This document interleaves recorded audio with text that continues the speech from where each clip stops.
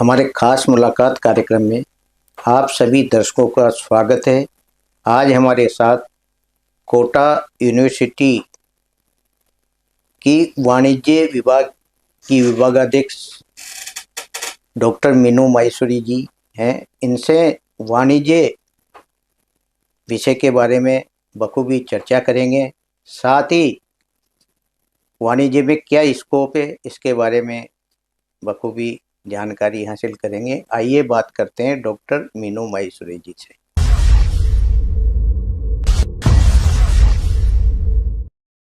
Doctor Meenu जी, आपका हमारे studio में बहुत बहुत स्वागत है। बहुत बहुत धन्यवाद, बहुत बहुत थैंक यू। आपने इस चैनल में, जो कोटा का एक प्रख्यात टीवी चैनल है, इसमें आज मुझे आमंत्रित किया। तो आज मैं आपसे हमारे विभाग के बारे में कुछ कुछ बातें शेयर करना चाहूंगी। बहुत बहुत धन्यवाद। डॉक्टर मीनू जी, आपके विभाग के बारे में हमारे दर्शकों को जानकारी दें। हाँ, कोटा विश्वविद्यालय की जब स्थापना हुई 2003 में, उसके बाद 2006-07 में लगभग 4-5 डिपार्टमेंट की स्थापना हुई। तो शुरुआत में ही जो 5 मुख्य विभाग स्थापित हुए, उसमें एक वाणिज्य एवं प्रबंध विभाग रहा जी। तो वाणिज्य एवं प्रबंध विभाग की स्थापना 2007 में हुई और 2007 में शुरुआत में MBA कोर्स के साथ स्थापना हुई इसकी। धीरे धीरे करके आगे कोर्स बढ़ते रहे। तो विभाग जब 2007 में स्थापित हुआ तो उस टाइम डिपार्टमेंट में कोई भी परमानेंट फैकल्टी नहीं थे। तो 2008 में फिर जब रिक्रूटमेंट हुए तो हम विभाग में 2 लोगों का सिलेक्शन हुआ। उसमें एक प्रोफेसर केसी गोयल और एक मेरा स्वयं का। तो मैं शुरुआत से ही इस विभाग में कार्यरत हूँ। सबसे तो पहला मुख्य बात यह है कि हम 2 लोगों के साथ ही शुरू हुआ और केसी गोयल साहब तो लगभग 1.5 साल बाद रिटायर हो गए। तो मैं इस विभाग में सबसे शुरुआत से कार्यरत हूँ। तो MBA के साथ शुरुआत हुई। फिर साथ ही 2008 में हमने विभाग में MIB की स्थापना की, मास्टर ऑफ इंटरनेशनल बिजनेस की स्थापना की, और एक MPhil कोर्स। तो इस तरह से 3 कोर्स के साथ विभाग चलता रहा। और 2012 में हमारे और भी साथी लोगों के सिलेक्शन हुए। तो डिपार्टमेंट में और 4-5 असिस्टेंट प्रोफेसर, एसोसिएट प्रोफेसर और प्रोफेसर की लोगों के रिक्रूटमेंट हुए। तो हम इस तरह से 6 लोग विभाग में हो गए। उसके बाद विभाग में, क्योंकि UGC ने MPhil डिग्री को मना कर दिया, तो MPhil कोर्स तो हमारे यहाँ से बंद हो गया तो हमारे कोर्स रह गया MIB एंड MBA। फिर आगे चल के ये कोर्स MBA MIB के साथ साथ पिछले 4-5 साल पहले एक कोर्स और स्थापित किया, MBA इन हॉस्पिटल एडमिनिस्ट्रेशन। तो जैसे हम देख रहे हैं, हॉस्पिटल एडमिनिस्ट्रेशन का कोरोना के बाद काफी डिमांडिंग एक सेक्टर रहा। तो MBA इन हॉस्पिटल एडमिनिस्ट्रेशन विभाग में, डिपार्टमेंट में एक कोर्स खोला गया। तो इस तरह से हमारे पास कोर्स ये हो गए। इसके साथ ही जब 2010 के बाद मैं डिपार्टमेंट की विभागाध्यक्ष रही थी, उसी टाइम मैंने एक कोर्स और स्थापित किया था, MCOM अकाउंटिंग एंड फाइनेंस। क्योंकि हमारे कॉलेजेस में जो कोर्स चलता है उसका नाम MCOM ABST होता है, लेकिन हमने यहाँ इस कोर्स को थोड़ा मॉडिफाई करके इसको MCOM accounting and finance course खोला। ये कोर्स MBA ABST से थोड़ा डिफरेंट था, क्योंकि इसमें हमने बिल्कुल प्रोफेशनल आधार पर इस कोर्स को खोला कि स्टूडेंट जो सीधे चार्टेड अकाउंटेंट नहीं बन पाते हैं या कॉस्ट अकाउंटेंट नहीं बन पाते हैं, हमारे मीडियोकर स्टूडेंट होते हैं, तो MCOM अकाउंटिंग एंड फाइनेंस करके वो बच्चा जॉब प्राप्त कर सके। एक जॉब ओरिएंटेड कोर्स हमने MCOM अकाउंटिंग एंड फाइनेंस खोला। इस कोर्स में हमने कुछ नई बातें भी शामिल की, जैसे हमने इसमें स्टूडेंट के लिए डेजर्टेशन लिखना कंपलसरी किया कि अगर कोई स्टूडेंट MCOM करने के बाद PhD करना चाहता है तो वो MCOM से ही एक PhD किस तरह से काम होता है वो सीख पाएगा। इसके साथ ही हमने इसमें समर ट्रेनिंग को कंपलसरी रखा। समर ट्रेनिंग से स्टूडेंट ये होता है कि वो किसी चार्टेड अकाउंटेंट, किसी बैंक, किसी प्रोफेशनल के अंडर में जाके प्रैक्टिकल नॉलेज सीख पाता है। ऐसा नहीं हो केवल हम कोर्स में बुकिश नॉलेज ही रखें, तो उसको प्रैक्टिकल एस्पेक्ट भी सिखाने के उद्देश्य से इसमें ट्रेनिंग रखा। फिर हमने इसमें एक पेपर रखा जिसमें टैली सीख सके, क्योंकि अकाउंटिंग का स्टूडेंट है तो उसको टैली आना जरूरी है, क्योंकि आजकल अपन देख रहे हैं सारी जो अकाउंटिंग हो रही है वो ऑनलाइन या सॉफ्टवेयर के थ्रू हो रही है। केवल अपन ये कहें कि जर्नल्स, लेजर, बुकिश में ही नहीं हो रही है, अब ऑनलाइन हो रही है। तो हमने टैली एक पेपर रखा। इसके साथ ही हमने स्टूडेंट में एक कम्युनिकेशन स्किल बढ़ाने के लिए कम्युनिकेटिव इंग्लिश भी एक पेपर रखा, जिससे स्टूडेंट अगर MCOM करने के बाद कहीं जॉब के लिए जाता है तो वो इंटरव्यू में अपने आप को प्रेजेंट अच्छा बेटर कर पाए। तो इसमें हमने कम्युनिकेटिव इंग्लिश रखा।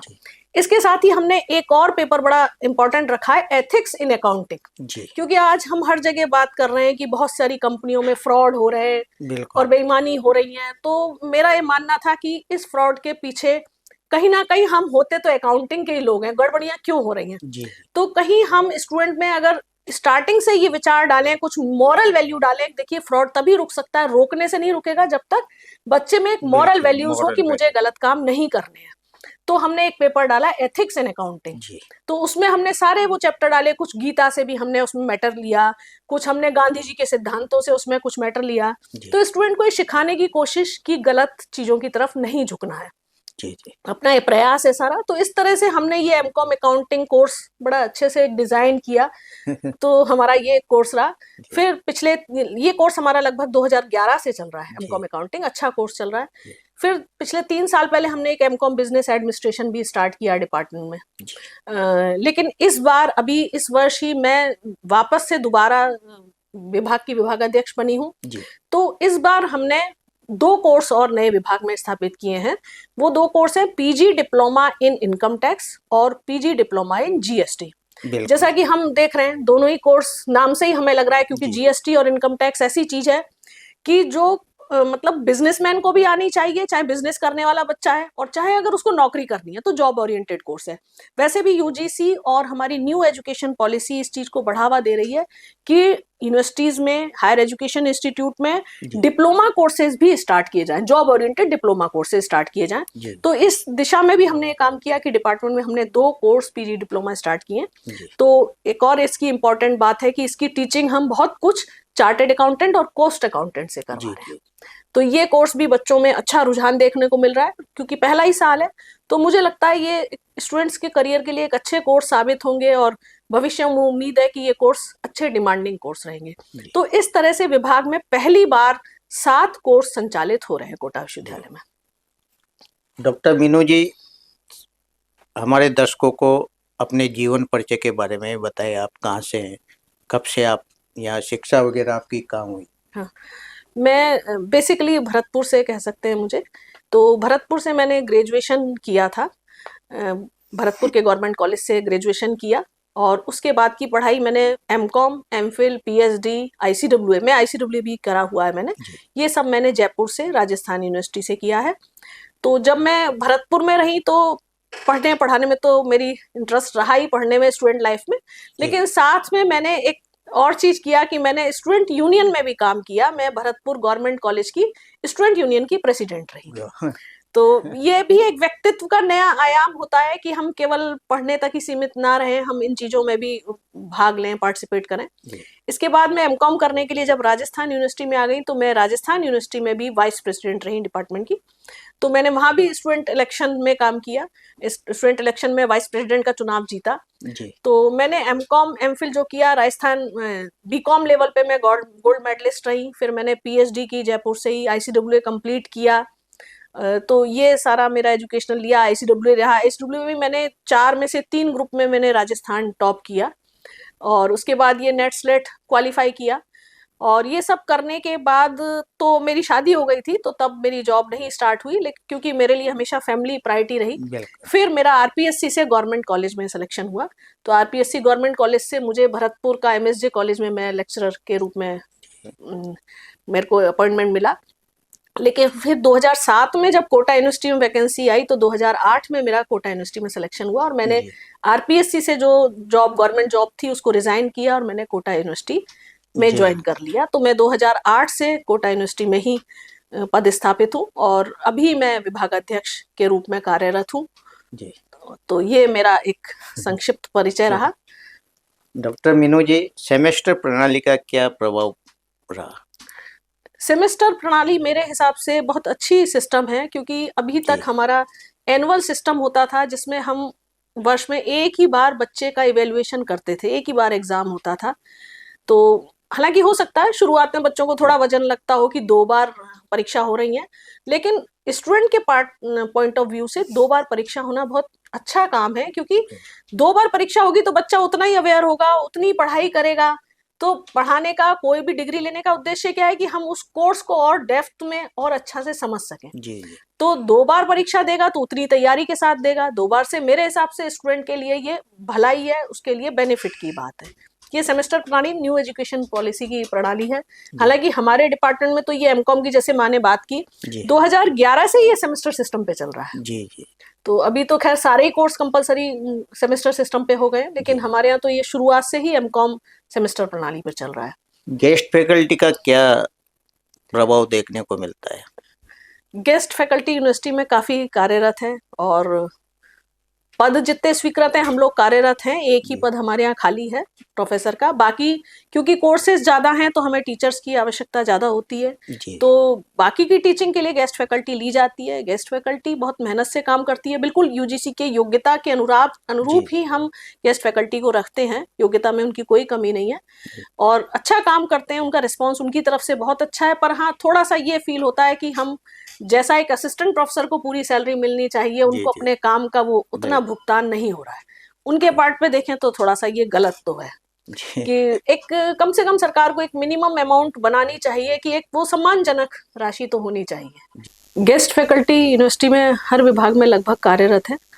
तो गेस्ट फैकल्टी हम यूजीसी की योग्यताधारी ही शिक्षकों को गेस्ट फैकल्टी के रूप में रखते हैं और बिल्कुल अच्छा काम करते हैं वो लोग। डिपार्टमेंट को, यूनिवर्सिटी को उनसे फ़ायदा होता है उनके टीचिंग के कार्य में रखने से, लेकिन थोड़ा सा ये है कि उनको पेमेंट थोड़ा कम है, तो उनके पार्ट पे लगता है कि उसमें तो कुछ बढ़ावा होना चाहिए। जी।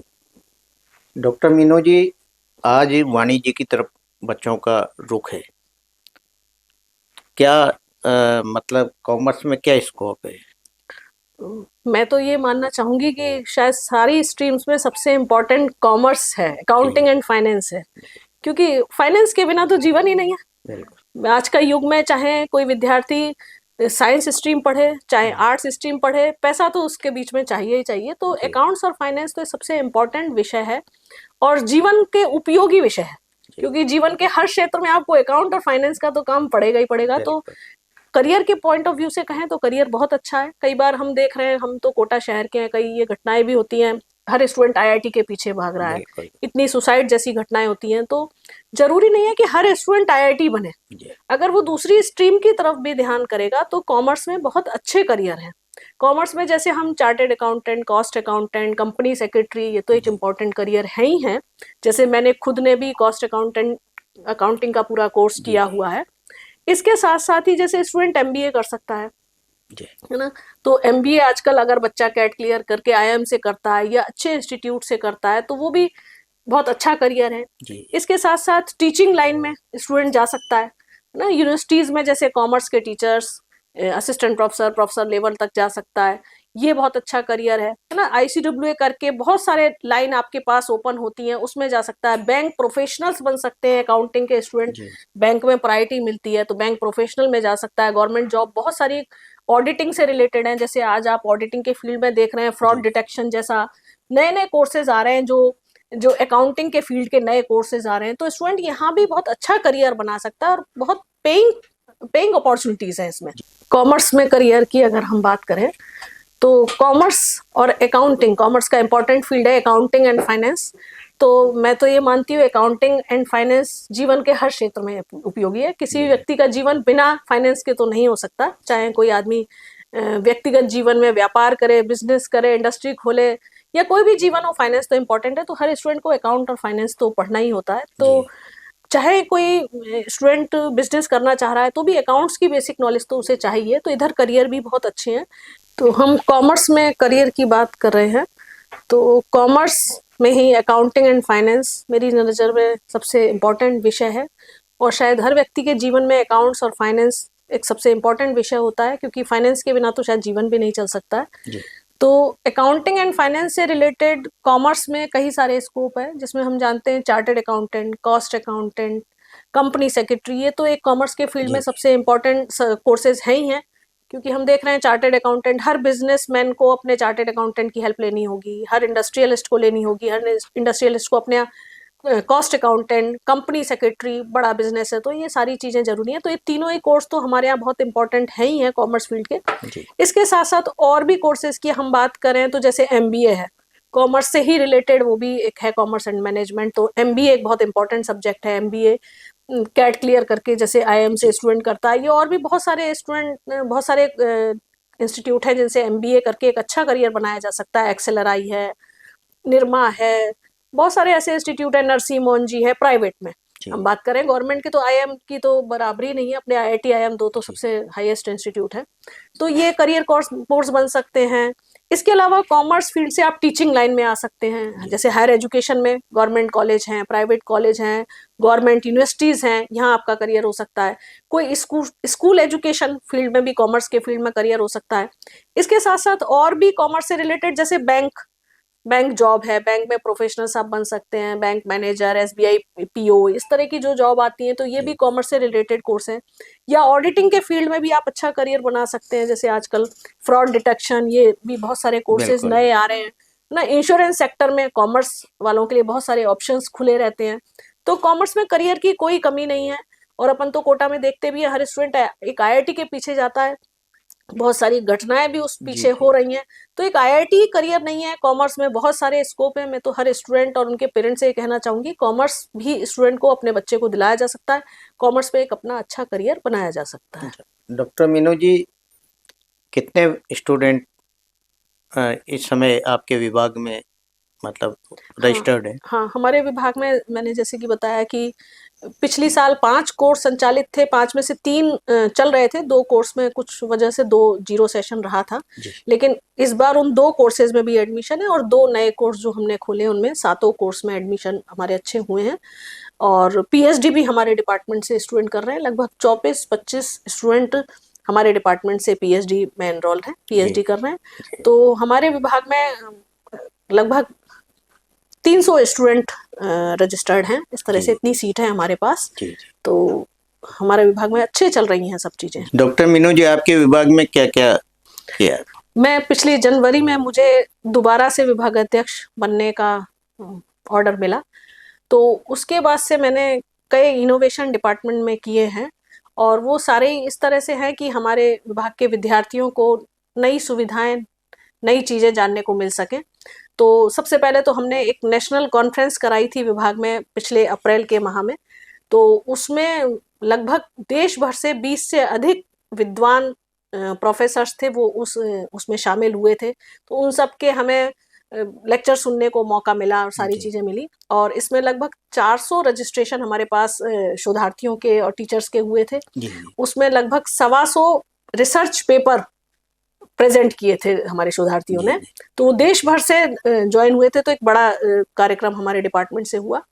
इसके साथ ही मैं जब से डिपार्टमेंट में बनी, मैं 2 बार प्लेसमेंट ड्राइव डिपार्टमेंट में हम लोग करा चुके हैं। तो प्लेसमेंट ड्राइव से स्टूडेंट को रोजगार मिलने की संभावना होती है। तो हमारे कुछ विद्यार्थियों को रोजगार मिला, उसमें नौकरी लग गई, उनकी मिल गई है, उनको अपॉइंटमेंट लेटर मिला है। उसके साथ ही जैसे हम देखते हैं कि कई बार बच्चों की कम्युनिकेशन स्किल में थोड़ी कमी होती है, इंटरव्यू स्किल में, तो मैं तब से लगातार से इंटरव्यू स्किल, कम्युनिकेशन स्किल, इसके लिए कई सारी सेमिनार लगातार विभाग में कराई जा रही हैं, जिससे स्टूडेंट की पर्सनैलिटी ग्रूमिंग हो सके, इस पे काम किया जा रहा है विभाग में। इसके साथ ही हमने राजस्थान सरकार का आई स्टार्ट जो प्रोजेक्ट है उसको मिलाते हुए विभाग में एंटरप्रेन्योरशिप पर एक वर्कशॉप कराई कि विद्यार्थी खाली नौकरी करने वाला ही ना बने, एक रोजगार देने वाला भी बन सकता है। एंटरप्रेन्योरशिप स्किल उनमें कैसे डेवलप हो, तो हमने ये भी एक सेमिनार कराई थी।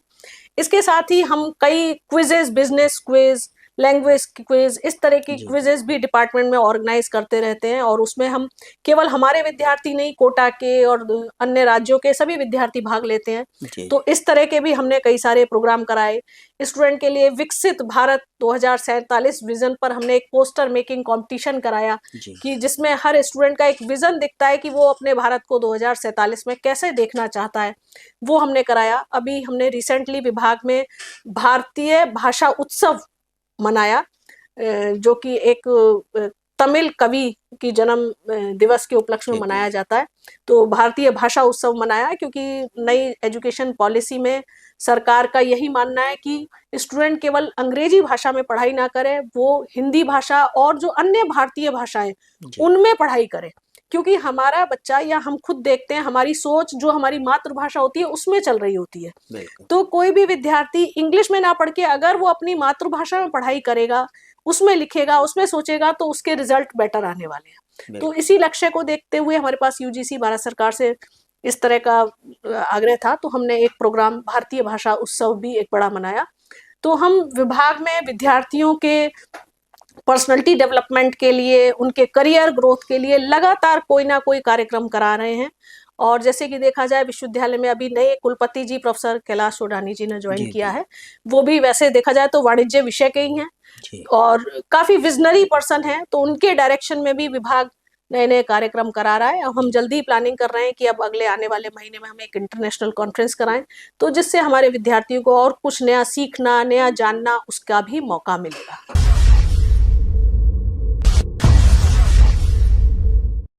ये थी हमारे साथ डॉक्टर मीनू माहेश्वरी, कोटा यूनिवर्सिटी में वाणिज्य एवं प्रबंधन विभाग की विभागाध्यक्ष।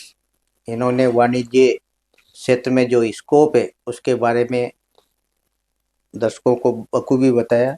और इनका मानना है कि कॉमर्स एक ऐसा विषय है जिसमें जो स्टूडेंट है वो अपना करियर बना सकता है। आज ये हमारे बुलावे पर हमारे स्टूडियो पधारी। नमस्कार। नमस्कार, बहुत बहुत धन्यवाद मुझे आमंत्रित करने के लिए।